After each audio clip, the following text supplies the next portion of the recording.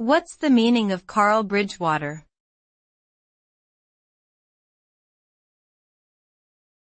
Carl Bridgewater.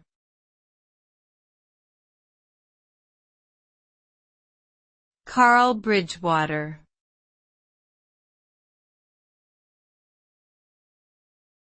Carl Bridgewater.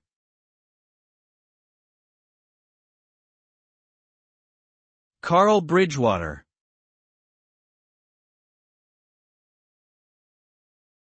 Carl Bridgewater was a 13-year-old boy who was shot and killed in 1978 during an armed robbery at Yew Tree Farm near Starbridge, England.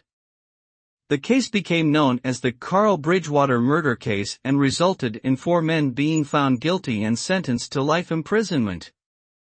However, doubts about their guilt led to appeals and eventually, in 1997, all 4 were released after their convictions were quashed. The case remains unsolved and has been the subject of extensive media coverage and investigation over the years.